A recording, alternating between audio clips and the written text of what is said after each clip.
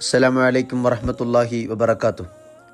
വിശുദ്ധിയുടെ റമദാനിൽ വിശ്വാസികളായ നമ്മൾ ശീലിക്കുന്ന നിരവധി നന്മകളിൽ ഏറ്റവും നിർണായകവും പ്രാധാന്യമേറിയതും മനുഷ്യ സംസ്കാരത്തെ കെട്ടിപ്പടുക്കുന്നതിൽ, വിശ്വാസികളുടെ ആത്മീയ ചൈതന്യത്തെ വേരുപിടിപ്പിക്കുന്നതിൽ ഏറ്റവും അനിവാര്യമായ നന്മകളിലൊന്നാണ് നമ്മൾ കാപട്യത്തിൽ നിന്ന് മോചിതരാവുക എന്ന് പറയുന്നത്.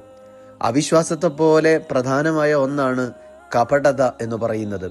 അവിശ്വാസം അള്ളാഹുവിനോട് പങ്കുചേർക്കലും മറ്റൊരാൾ ദൈവമായിട്ടുണ്ട് എന്ന് വിളിച്ചു പറയലുമാണെങ്കിൽ, നിഫാഖ് എന്ന് പറയുന്നത് ദൈവികമായ വിശ്വാസം ഉള്ളിലില്ലാതിരുന്നിട്ടും അതുണ്ട് എന്ന ഭാവത്തിൽ കൂടെയുള്ളവരെയും മനുഷ്യരെയും തെറ്റിദ്ധരിപ്പിക്കുകയും അതുവഴി കിട്ടാവുന്ന നേട്ടങ്ങൾ അത്രയും വാങ്ങിയെടുക്കാൻ പരിശ്രമിക്കുകയും ചെയ്യുന്ന കപടമായ ഒരു മാനസികാവസ്ഥക്കാണ് നിഫാഖ് എന്ന് പറയുക.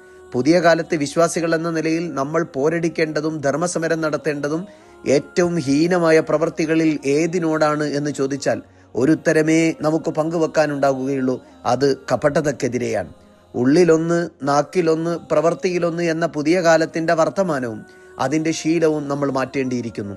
അകവും പുറവും ഒരുപോലെ അള്ളാഹുവിന്റെ പൊരുത്തത്തിലും മനുഷ്യരോടുള്ള തൃപ്തിയിലും മാന്യമായ ഇടപഴക്കങ്ങളിലും കൊണ്ടു നടക്കാൻ കഴിയുന്ന വിശ്വാസപരമായ ഉണർവ് നമ്മൾ ആർജിച്ചെടുക്കേണ്ടിയിരിക്കുന്നു.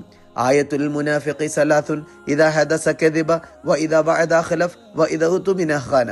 വർത്താനം പറഞ്ഞാൽ നുണ മാത്രം പറയുന്ന, വാക്ക് ചെയ്താൽ വാഗ്ദത്തം പറഞ്ഞാൽ പാലിക്കാത്ത, വിശ്വസിച്ചവരെയൊക്കെ വഞ്ചിക്കുന്ന ഇത്തരം ഗുണങ്ങൾ, ഈ ശീല രീതികൾ കൊണ്ടു നടക്കുന്ന ആളുകളത്രേ മുനാഫിഖ് എന്ന് പറയുന്നത്.